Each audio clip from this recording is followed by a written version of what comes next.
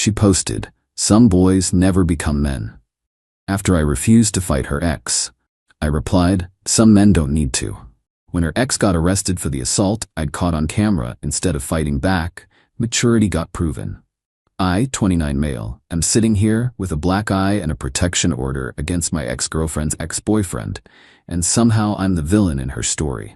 Let me explain how choosing not to throw a punch became the best decision I ever made. Been dating Cassandra, 27, for about 10 months.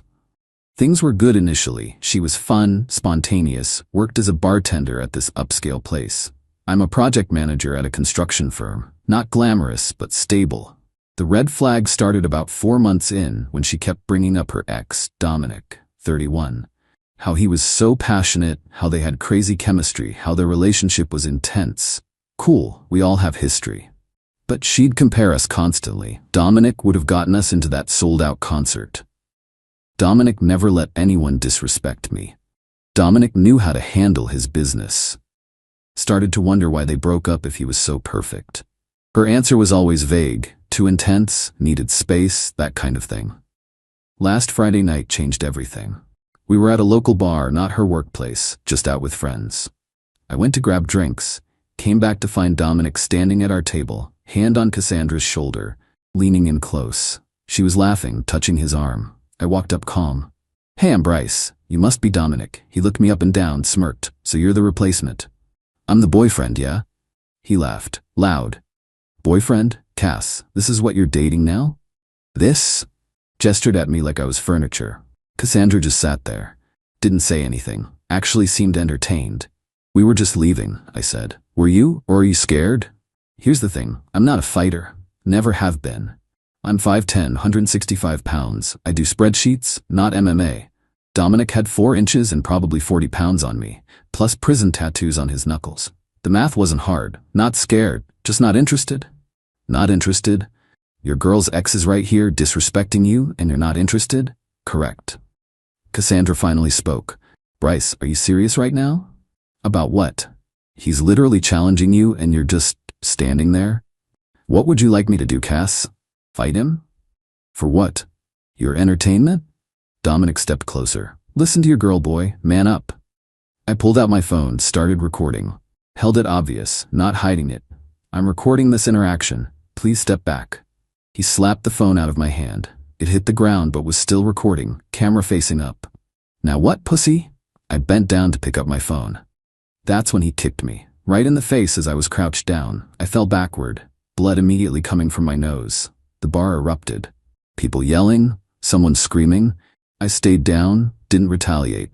Just held my face and made sure my phone was still recording. Security rushed over. Dominic was yelling about me being a bitch who won't even defend himself.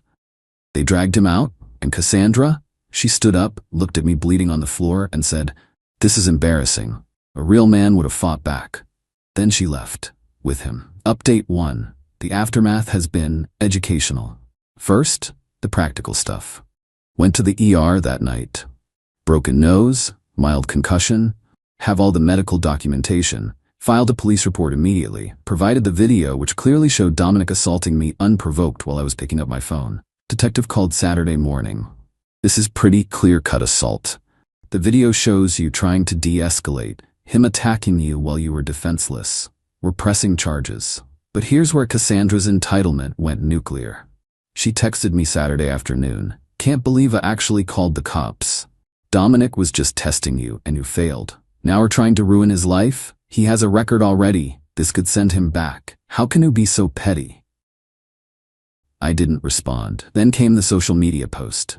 Instagram story.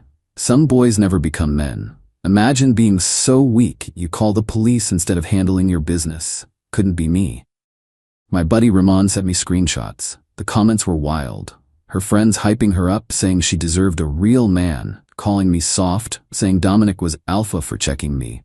I posted my own story, just a photo of my hospital discharge papers with the caption, "Some men don't need to. We have laws for a reason." She exploded. 36 texts in an hour. Everything from calling me pathetic to saying I was ruining her reputation to demanding I drop the charges. Then she tried calling my mom.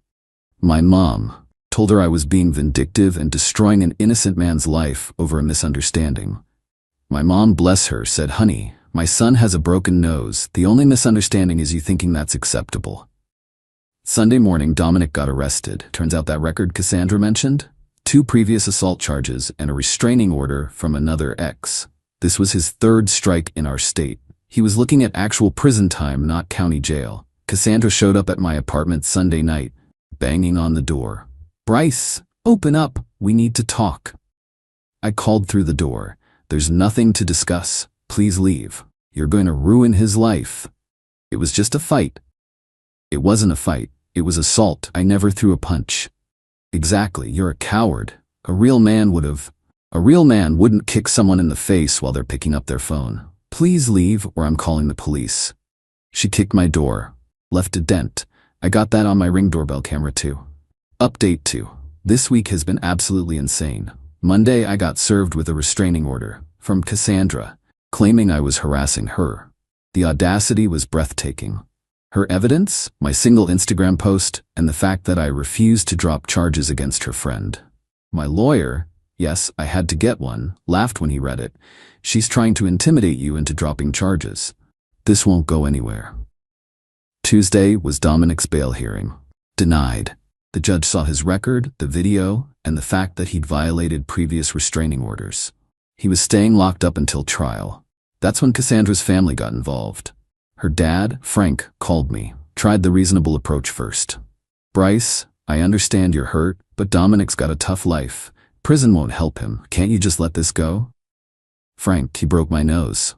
"Boys will be boys. Haven't you ever been in a scrap?" "Not as an adult, no, I use words. That's the problem with your generation." "The problem with mine? Your generation is the one calling assault boys being boys. Goodbye, Frank." Then her mom tried. Left me a voicemail about how I was breaking Cassandra's heart. And she was devastated that Dominic was in jail. How they were meant to be together, and I was standing in the way of true love. The woman was literally crying about her daughter's ex, who assaulted me, going to jail. The entitlement was generational. Wednesday, I got an email from Cassandra's lawyer. They wanted to negotiate.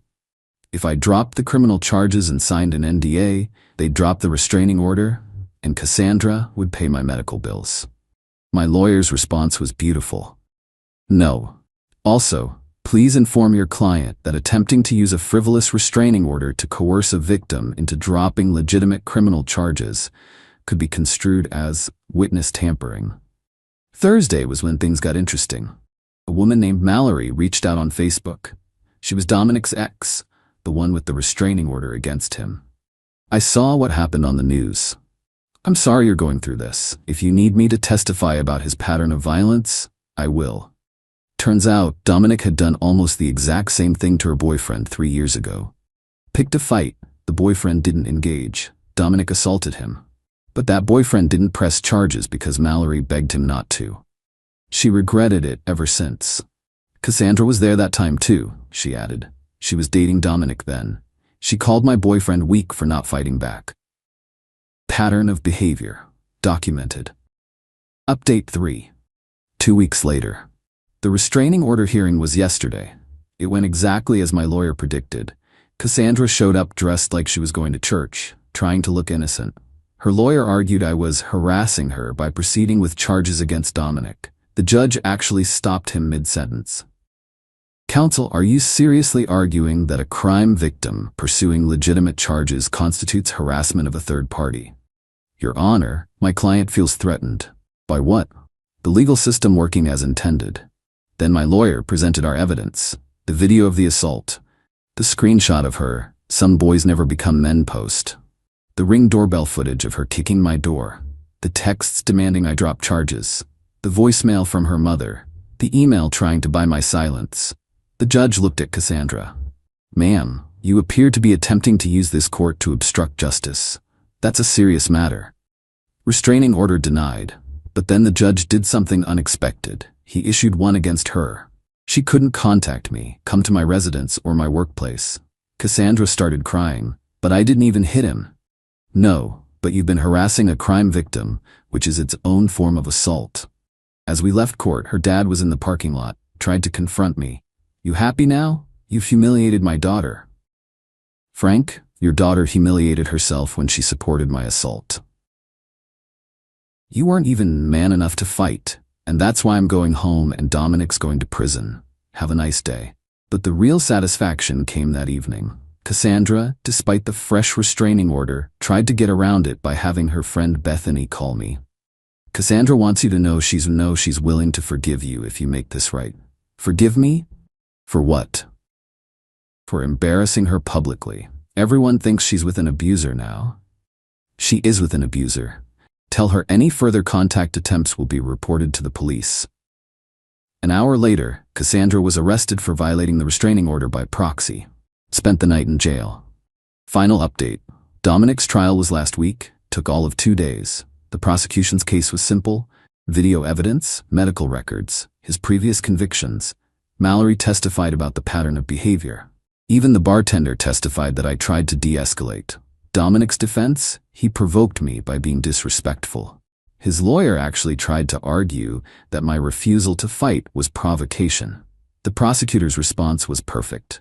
So your client believes he has the right to assault anyone who won't engage in violence with him?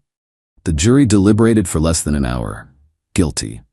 Aggravated assault. The sentencing was yesterday. With his priors and the fact this was a bias-motivated attack, attacking someone for not conforming to his idea of masculinity, he got 4 years. He'll serve at least 2. Cassandra was there. She actually screamed when the sentence was read. Had to be escorted out. Violated her restraining order again by screaming at me in the courthouse hallway that I destroyed true love. Got arrested. Again. But here's the beautiful irony. Remember her Instagram post about some boys never become men? It went locally viral after the news covered the trial. Someone started a hashtag, "Some men use brains." Her employer saw it. The upscale bar where she worked. They have a zero-tolerance policy for employees who promote violence. She got fired. Her family's trying to spin it as cancel culture, but the bar owner, who I've since met, said, "I can't have someone who publicly supports assault serving alcohol to my customers." The civil suit is still pending. My lawyer says between the medical bills, lost wages, and emotional distress, plus Dominic's clear guilt, we're looking at a decent settlement from his insurance.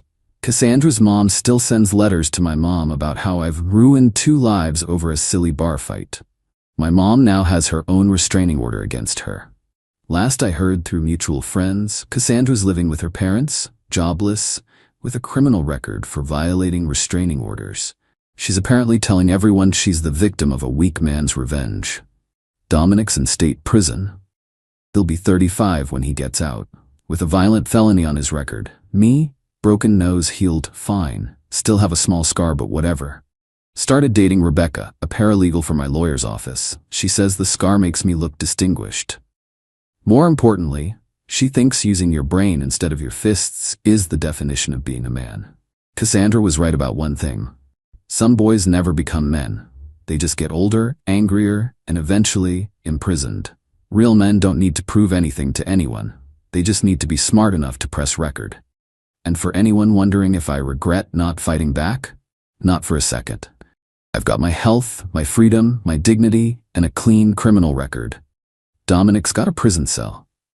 Cassandra's got a criminal record and no job. Tell me again who won.